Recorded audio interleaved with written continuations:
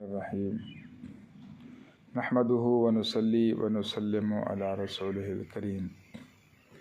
آج کا ہمارا موضوع ہے کہ دنیا کے مقابلے میں دنیا کی زیب و زینت اور آرائش، سونا چاندی، ہیرے جواہرات اور پراپرٹی اور سواریاں اور ساری چیزوں کے مقابلے کے اندر اللہ اور اللہ کے رسول اور ایمان اور اعمال کو ترجیح دینا۔ حضرت حذیفہ بن عبداللہ رضی اللہ تعالیٰ عنہ ایک صحابی رسول ہیں۔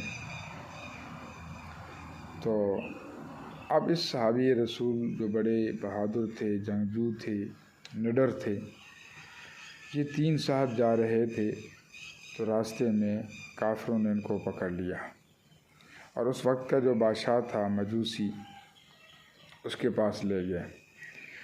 بادشاہ نے اس کو ایمان سے، اللہ سے اور نبی اکرم صلی اللہ علیہ وسلم کی صحبت سے ہٹانے کے لیے مختلف قسم کے جھانسے دیے۔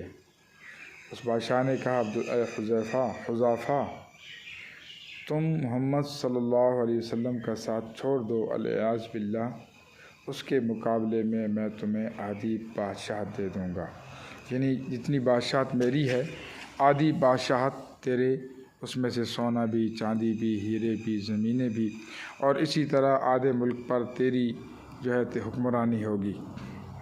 تو حضرت حذیفہ بن عبداللہ رضی اللہ تعالیٰ عنہ نے یہ بات سنی تو فرمایا، اے بادشاہ، تو یہ کہتا ہے کہ نبی کا ساتھ چھوڑ دے، اس کے مقابلے میں آدھی سلطنت دوں گا، یہ بات یاد رکھ لے کہ تو نے بہت سستا سودا کرنے کی کوشش کی ہے۔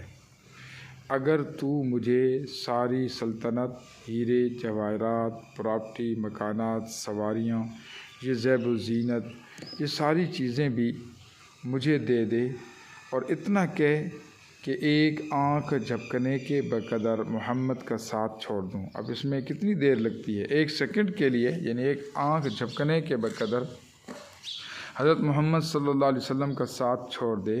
تو فرمایا، میں اس کے لیے بھی تیار نہیں ہوں۔ تو کہتا ہے کہ آدھی بادشاہت لے کر ہمیشہ کے لیے میں نبی علیہ السلام کا ساتھ چھوڑ دوں۔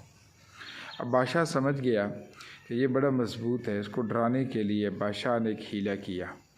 اس نے اپنے جلاد کو کہا کہ اس کے جو 2 ساتھی ہیں، پہلے اس کو کڑاہے میں ڈالو، اور یہ ان کو جلتا دیکھ کر پھسل جائے گا۔ اب ایک صاحب کو ڈالا، جو حذیفہ بن عبداللہ کا ایک دوست تھا، اس کو آگ میں ڈالا تو بالکل پکوڑے کی طرح تل گیا۔ پھر دوسرے کو ڈالا۔ جب ان کی باری آئی حضرت حذیفہ بن عبداللہ کی، اس کو ڈالنے لگے تو ان کی آنکھوں سے آنسو تھے، بہت زیادہ رو رہے تھے۔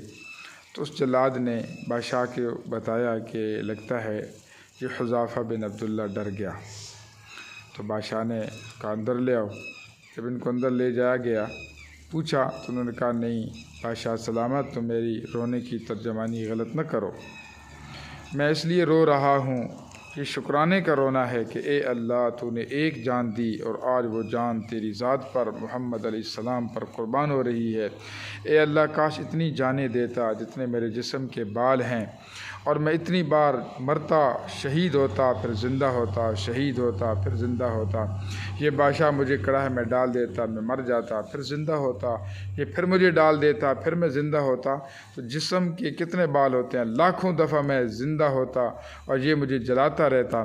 تو اللہ، میں بتا دیتا کہ میری تجھ سے کتنی محبت ہے، نبی سے کتنی محبت ہے، کہ میں لاکھوں دفعہ جلنے کے باوجود بھی محمد کا ساتھ، ایمان کا ساتھ، کلمے کا ساتھ نہ چھوڑتا۔ تو اے اللہ، میں تو تجھے دکھانے کے لیے یہ کر رہا ہوں۔ تو اس بادشاہ کو کہا کہ بادشاہ سلامت، یہ میرا رونا خوشی کا رونا ہے کہ ایک ہی جان تھی، وہ اللہ لے رہا ہے، کاش اتنی ہوتی کہ یہ اللہ کے نام پر ساری قربان کر دیتا، کیونکہ جو اس نے کلمہ دیا، اس کلمے کی یہ طاقت اور فضیلت ہے کہ سب کچھ چلا جائے لیکن یہ کلمہ بچ جائے تو یہ سودا بہت سستا ہے۔ تو میرے عزیز بھائی اور دوستو، کلمے کی قدر کریں، ایمان کی قدر کریں، اللہ اور اللہ کے رسول صلی اللہ علیہ وسلم کی قدر کریں۔ اللہ سے دعا، اللہ عمل کی توفیق دے۔